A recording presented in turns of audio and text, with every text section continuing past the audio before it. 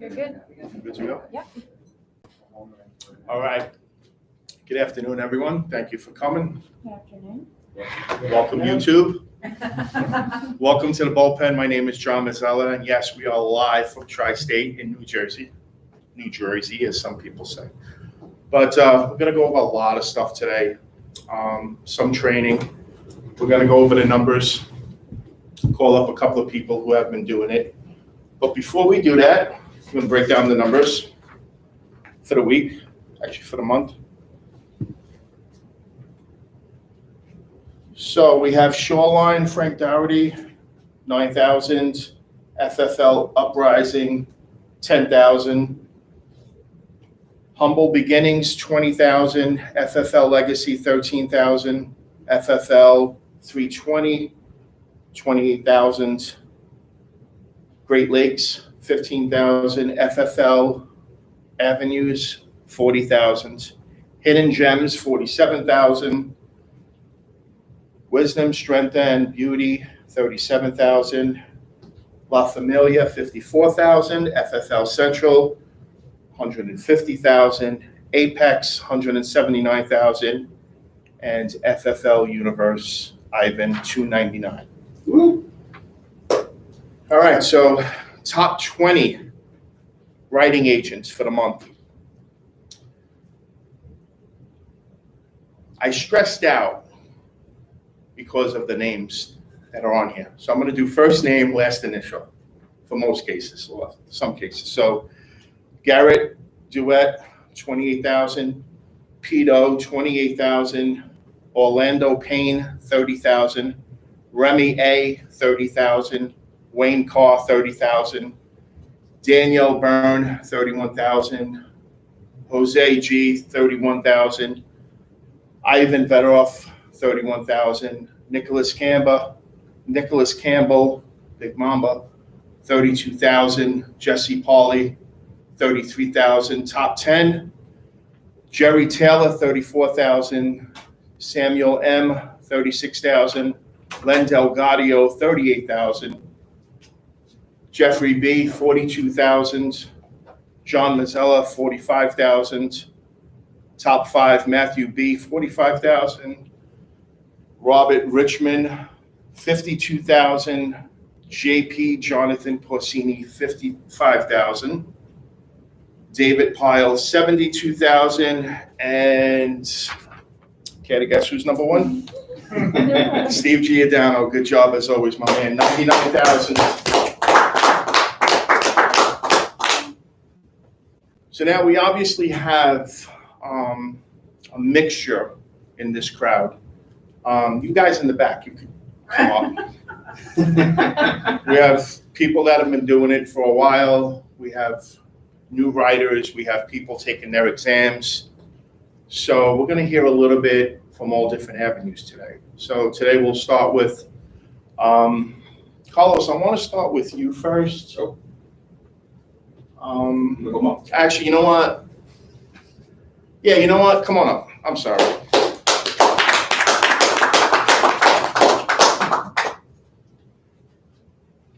So we'll break down these numbers on a individual basis. Okay.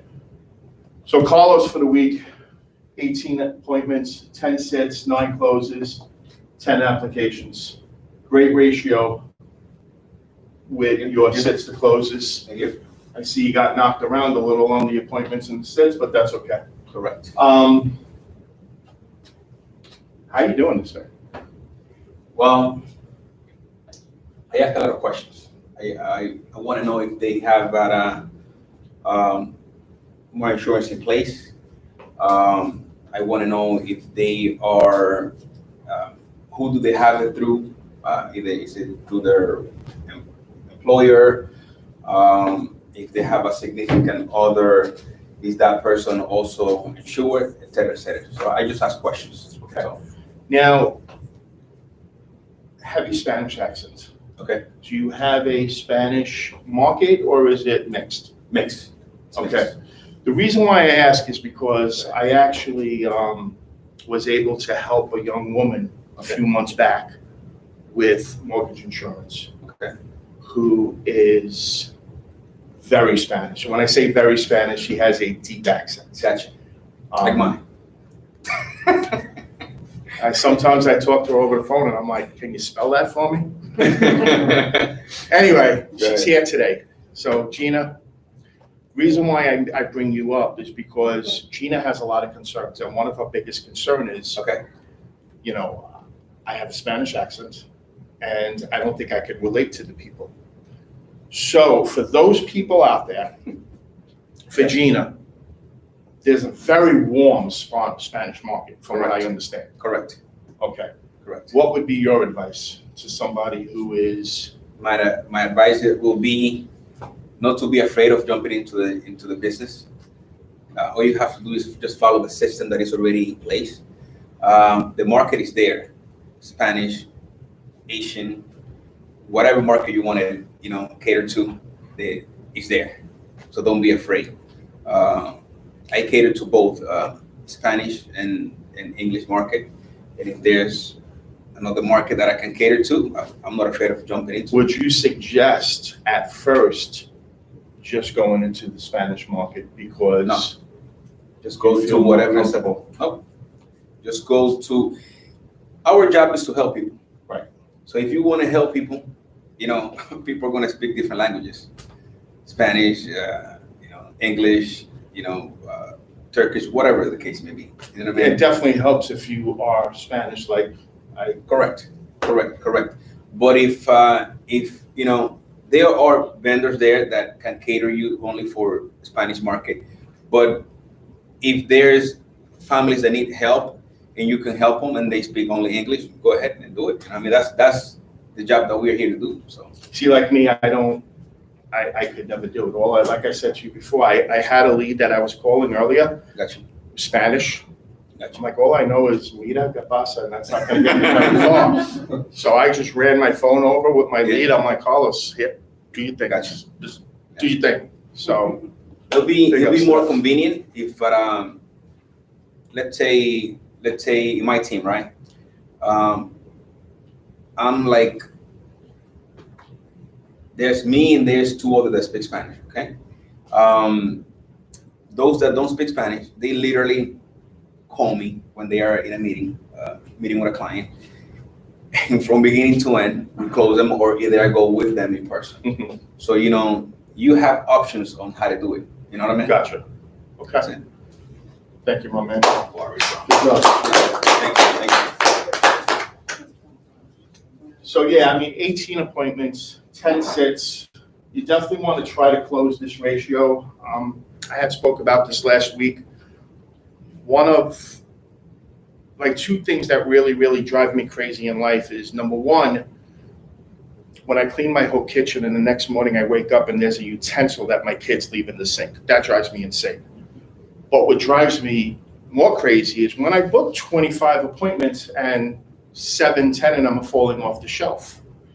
I don't get that. And I think, me personally, I know I have to do a better job in closing that gap. Next up, we have John, my man Small. There you go. You're killing me, Small. Hey, killing me. How we doing? Nice week, man. Guys, how are you? So John, 21 appointments, 13 sits, 7 closes, 7 appointments, 9,000 for the week. Talk to me, how'd it go? Well, first, I guess, thanks for having me on. For all the new viewers out there, because every single week we have new people tuning into this, as well as new people here in the office. So I just wanted to go over what these numbers are first, just so everybody does kind of understand. You guys watch every week, but still, just for the new guys, let's go over that. Appointments. So when John said appointments is the amount of people you got in contact with on the phone, told them you're coming over, hey, put me on your calendar. They confirmed a time and you had a set appointment with them. That's the number of appointments in this section. That's what that means. John was talking about, hey, between appointments and sits. Yes, you had appointments with somebody, but sits is how many actually showed up, how many you went over a full presentation with. And for me, it's pen to paper. I showed you numbers. Like sometimes I actually have more people that did show up. They didn't disrespect my time a little bit more, and not show up to our appointment. But I had some more sits that didn't end up being sits because I didn't finish the whole presentation. I go over things in the beginning, and I like to say, hey, this is what we're going to do, whatever. So sits, closed is how many families you closed.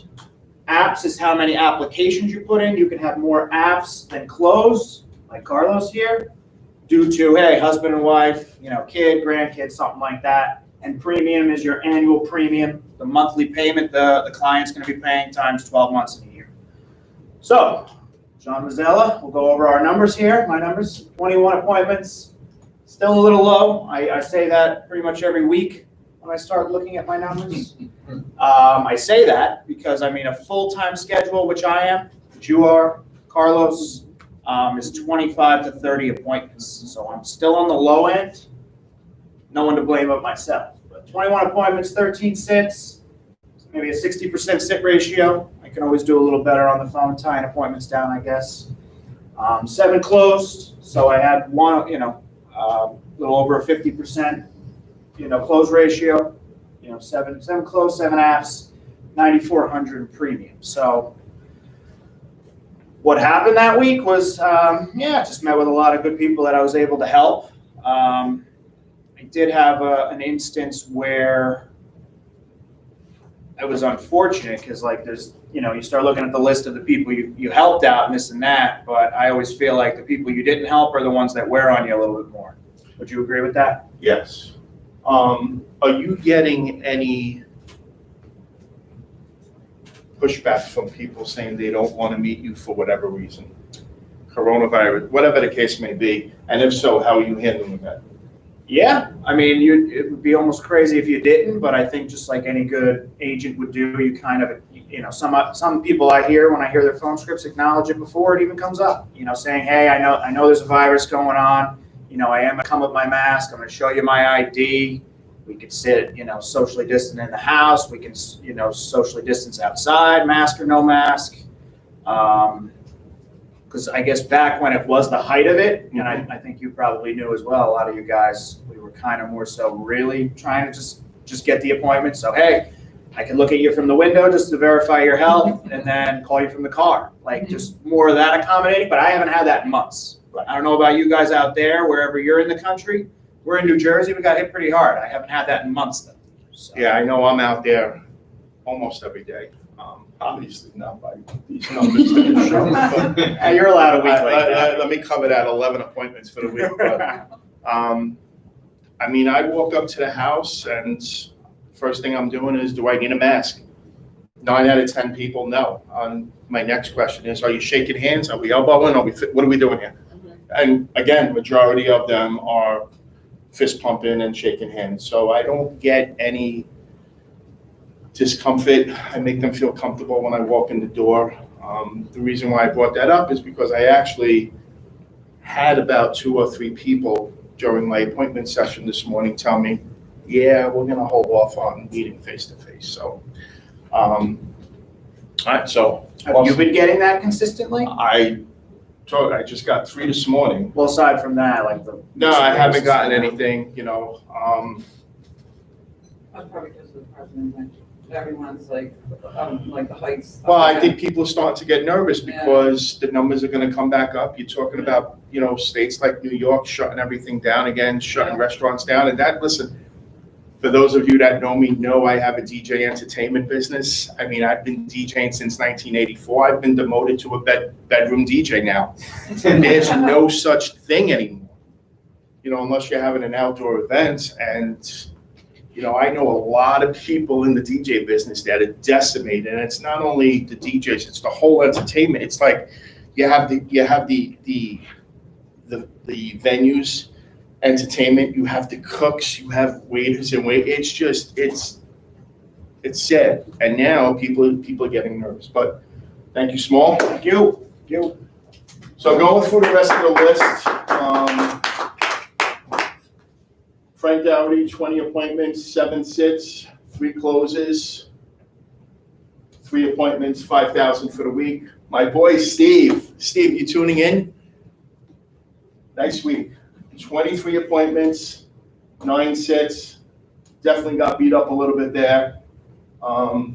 Nice ratio, 6-9, 6 appointments, first 6 closes, 6,700. Terrible week for me. No excuse. I just didn't work. I haven't been working the last few weekends, and that makes a big difference. I said this last week. Thursday is the beginning of every week, so you want to make sure that you're calling Thursday for Friday, Saturday, and Sunday, because if you make your appointments for the first part of the week, whether it's 7 appointments, 12 appointments, 15 appointments, if you're making 10, 15 appointments in the beginning of the week, and you got 5, 10,000, 12,000 in, when you go into the latter part of the week, Monday for Tuesday, Wednesday, and you make 5, 10, 15 appointments, you sit down in the house and you're like, in the back of your head, you're like, yeah, what's up? What can I do for you? I already got 15 grand. And so, and it's a different attitude you have, because I think it's not what we say to people, it's how we're saying it. And I think that if you could sit down in a home on Tuesday and Wednesday relaxed, as opposed to be intense because you got no numbers in, you got bills that are due and you're like, what do I do? Like, they sense that script from you. They know the sales pitch better than we know it ourselves, because a lot of these people have been in the game for a long time. Andy Garcia, 10 across the board. Wow. Yeah. Would definitely love to know how you do that, but 10 across the board, 9,100 for the week. Had an annuity to make it 17 grand. And big shout out to a girl who was here today, Dottie. Got to give you a shout out. New agent, 1 appointment, 1 close, 1,200. Was that for Mutual of Omaha? Yes. Good job. Good job. And more. Anybody have questions? All right, so we got some time here. So I guess we could go into maybe a phone script or an in-home presentation. I know for in-home, I do get a lot of people, not a lot of people, but I do get a handful of people that call me on a daily basis asking me for my opinion. And I know one of the things that I do well in this business is sitting down with people. Not that I know how to read everybody, but I just think it starts from as soon as you walk in the door. Like, when I walk in the door, I'm taking my shoes off. I'm directing them to the dining room, to the kitchen, wherever we're going to sit down. I try to avoid the couch. And I think one of the successes that I've had over the past few years is just being more comfortable in the house. I've been at this since 2011, and I'm still learning on an everyday basis. And from 2011 to 2018, I was pretty much sideways. I didn't know which way I was going. But 2018, I kind of kicked it up, and it's just stuff that you learn on a daily basis. So yeah, as far as the in-home, I think that we have to give them as many compliments as we could possibly give them. Compliment them on the landscaping, the painting inside the house. They worked extremely hard to get to where they are today. And I think by somebody walking in and telling them, hey, good job on the painting, good job on the landscaping, good job on the floors, whatever, it makes them feel good. Going through the presentation, whatever their interest rate is, I don't really hear people getting, 4 or 5% now, but, everything is between 2 3/4 and 3.5. I'm always saying good job, even if it's as high as, close to 4. I'm always saying good job, make them feel good, make them feel like they got a good deal. And then just going through the presentation, like Carlos said, the more information you get out of them, the better it is for you. When I sit down, I'm just like, how can I help you? What's up? What are we doing here? And I just let them speak, let them tell me why they filled out the form. Why did you fill this out? And let them tell me why they filled it out. Does that make sense? Mm-hmm. Because once they tell me why they filled it out, then I know that I can help them, as opposed to, I just filled it out just to send it out. Then what am I doing here? So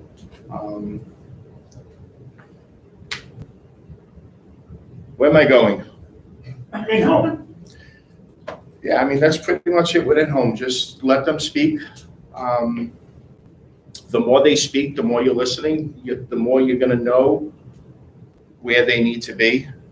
Whether it's final expense, whether it's mortgage insurance, the more information they give you, the more you're gonna know where you need to put them in. So, How do you handle the, I need to think about it objection? there's a lot of ways you could go about that. As far as thinking about it, I tell them straight out, dude, you work 60 hours a week. You really gonna think about it? Like, honestly, like, what is there to think about? See, when I first walk into the home, the first thing I'm asking them is, I'll give them my license. Here's my driver's license. Here's my state license. Okay, great. Here's your lead. I print out the lead. So I'll say you fill this out. Why did you fill it out? 9 out of 10 people are going to tell me I filled it out because, God forbid, something happens to me. I want to make sure my family is taken care of. That's the answer you're obviously looking for. So they've already thought about it. Now it's just a matter of, usually it's we didn't explain it well, or the numbers are just too high. Maybe somebody doesn't want to pay $200, $300, $400 for a premium. So what we need to do is try to adjust it. So what I do is I try to break it down. If somebody has a $200,000 mortgage, I'll show them $200,000, $150,000, and $100,000 to give them 3 different options. Usually they're picking the middle. Very rarely do they pick the top. Pick the top, you get all excited.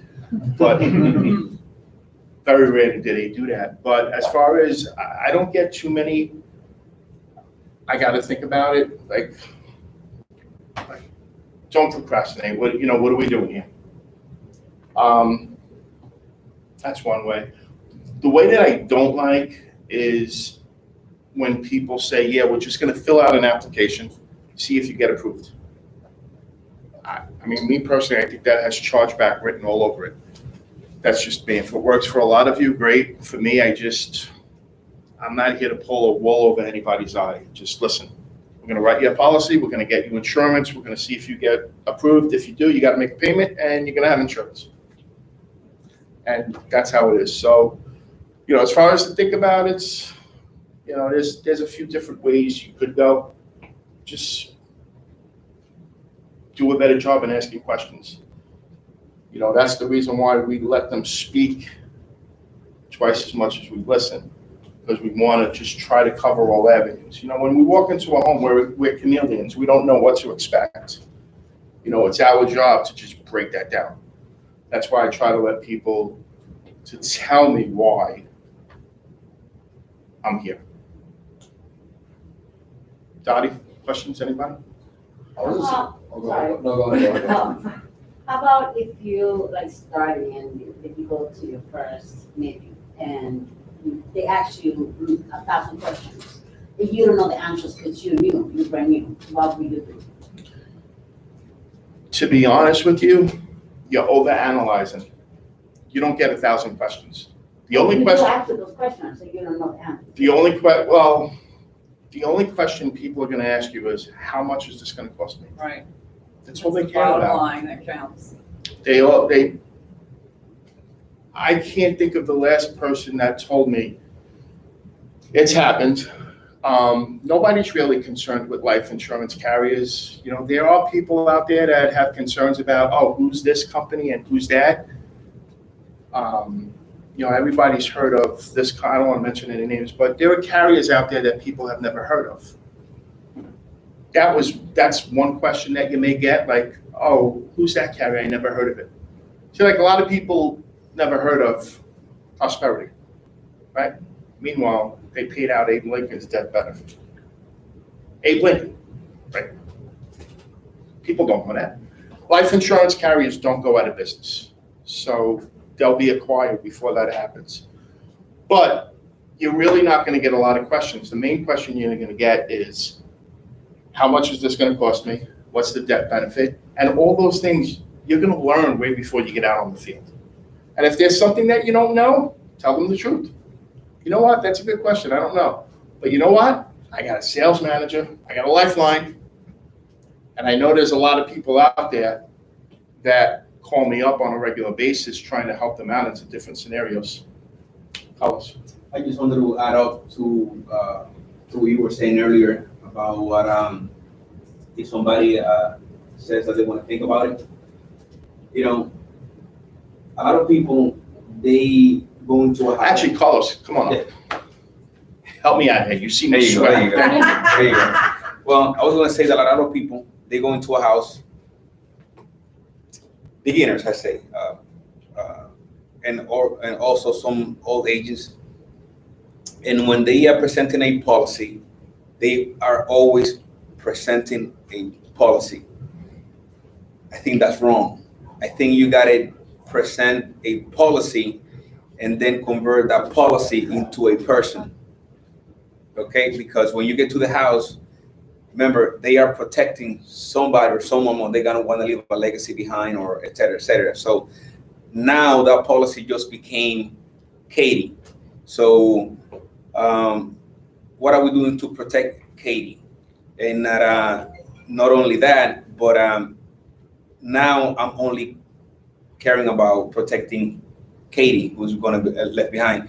Kind of think about it. Kind of take a day or two. If something happens to you tomorrow, what's gonna happen to Katie tomorrow? Mhm. So no, you already thought about it. Right, I'm here. right. Let's get this done. No, that's true, because I mean, that's one of the key questions that Jack had brought up, and he was trying, is it's like, if they've already inquired, then yeah, you're gonna get, no, I didn't do that, no, you know, or they forget about it. But it's just like, well, clearly you did, and it's filled out, because I had all this sent to me, you know, so you have some concerns, so clearly you have some concerns about if something were to happen to you today, what's gonna happen to the rest of your family. So it kind of opens the door, because it's like, yeah, they did, they really did, but it's just, they want to make sure that you know what they're talking about. The other concerning thing is people I run into that have policies that they happen to purchase during COVID time. Now, the media created an entire fear factor, which kind of drummed up the concern for it. But they also got sold a bunch of crap, and they're paying up only just because of fear. And there's been a lot that I ran into that are easy to convert. I was able to convert a $150,000 policy into $1 million policy for the same price. So it's just, you really do have to listen in the concerns, and it's real. But they're also very much aware that there are these people out there that are gonna take advantage of vulnerable people, and you just gotta make sure, Correct. I'm not that person. My concern is to make sure you weren't. I wanna make sure you have the best coverage. That you are protected. Right, Correct. and if what you have is good, then great. I appreciate you letting me sit down and you to go over to make sure you dig in. If not, you're gonna do your illustration comparison to see why this is better or not.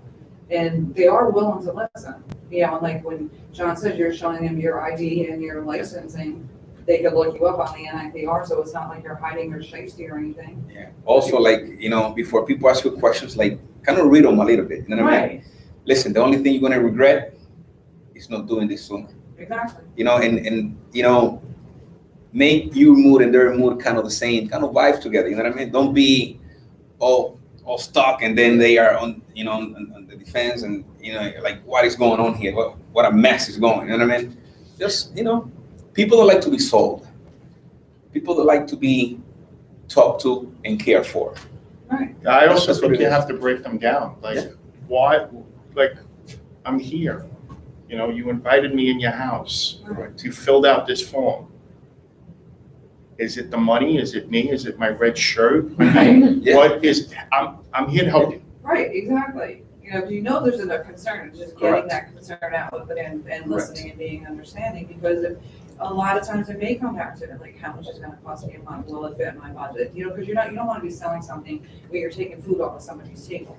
That's not Correct. the point. A lot of these policies, maybe right now, they can't really get as much as they Tell want, them that. but they can get Yeah. something and always convert it up into a permanent. That's one. always been. I've So- always had success doing that. Not to Right. cut you off. Where if somebody says I got to think about it, usually it's the money. Right, Usually True. it's the fact they don't trust you in some capacity. Right. But True. it's more the money in most cases. And it's up to you. You just have to break them down. But you should know Mhm. what their finances are before that comes. Like, you Right. should know what their annual income is. You should know what it's gonna look like. And I should have touched on this earlier. When I sit down with people, I'm breaking it down, like, Mr. Smith, if you die, how much do you, Mrs. Smith, get? Do you get his pension? Is it half the social? Is it more, this, like, There you go. what does your Right. income look like in the event he's not here? And I'm breaking that down way before I even get to the finish line. Exactly. So I know that on a final expense policy, and they're living off Social Security, and they're making $1,200 a month, and their rent is $800, I'm not gonna show them a $30,000 living Exactly. promise policy. Right. I'll show them like, my first question is, do you plan on being cremated or buried? Right. Cremated. I'll show them a policy for $30 with Yeah. Moo, and most of the time, they'll say, Okay. well, how much is 10,000? Yeah, exactly. Because they can afford $30, Right. $34, and usually that's what I get. Well, how much is 10,000? But I think you just have to break them down to know what they could literally afford. You know, because if you know what their mortgage payment is, you know what their income is, you have an idea what the bills are around the house, so you should know what they can afford. So usually it is the money, but I think you do very well when you say, you know, listen, your mortgage is 200,000. Mhm. I gave you an option for 200, 150, 100. Right. You know as well as I do, Exactly. you know as well as I do, you could afford the 100,000. My suggestion is, do the 100,000. We'll reevaluate this in 3, 4, 5 months to see where you're at. Mhm. And if it makes sense for you to get more, you could get more. The only thing that I'm gonna ask you to do is just stay healthy. Right. That's it. Just, Yeah, because I feel like because you wanna, the whole thing with sales and Johnny, I've done sales my whole life, it's just, this is a different. by the way, ladies and gentlemen out there, this is Dottie speaking, who's a new agent, so I'm gonna bring her up here. I wanna go say. They're very, like, crazy. No, I mean, I've done sales my entire life, and the one thing, most people, like when you go to a store, you have something tangible to buy, so you know what you're buying, right? So you are selling something that technically is intangible. Yes, you're giving them a booklet of paper, which you're hoping they keep and put in a drawer. That's other thing, because most of them, when you ask them, what policy? I was like, no, you really need to keep that as cash value.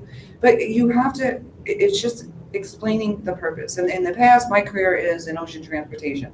I worked for, the last line I worked for before my job was moving over to Denmark, I sold space on ships for commercial, for military, for USAID. But it all had to make sense. And it became it wasn't just the space, it was like, how quick can I get it there? It's no different than this, except you're talking like, what's going to make sense for the family? You know, how big of a family? Do they have a mortgage? Are they only renting? Are they going to be staying there? Are they going to be moving? But these questions will flow as you start talking with the people. Because like John's saying, once you're finding out where they are income-wise, you kind of know where you want to go.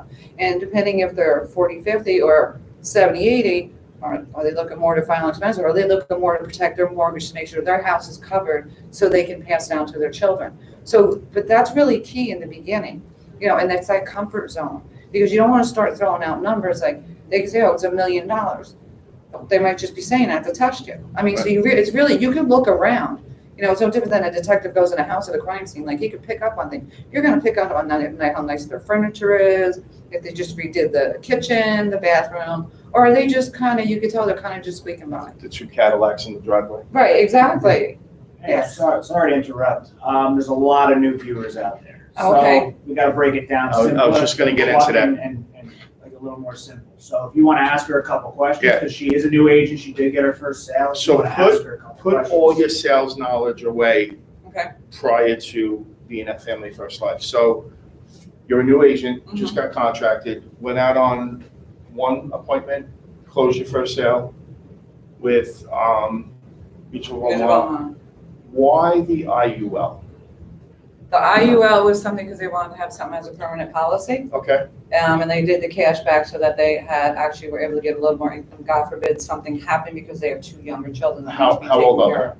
One is 5 and the other is. no, how old is the client that you sat with? One is 42, the other 45. So you wrote 2 policies for them? One for each, and one IUL each and one cashback each. As a lower amount, they want to do more, but they're in the, Well, it gives them diversification because Exactly. of the fact that they could still, did you give them a 25 or 30-year HMS? 30. Okay. For the newer people, including yourself, Mhm. give them the 25-year option. Because the way I sell it is, it's a 25-year term for whatever the death benefit is.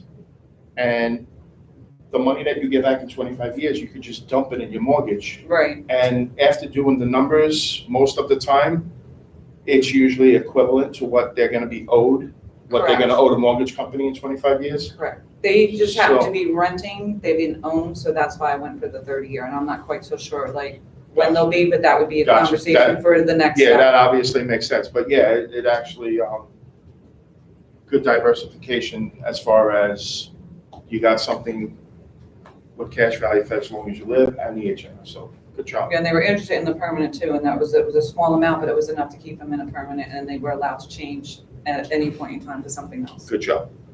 Thank you. So, I think we're gonna wrap it up. For most of you out there, if you have any questions, we do this every Monday at 1 o'clock. And, hit us up on Facebook. If you have any questions, you can always message me. You can just message anybody, especially for you new guys out there. And until next Monday, take care.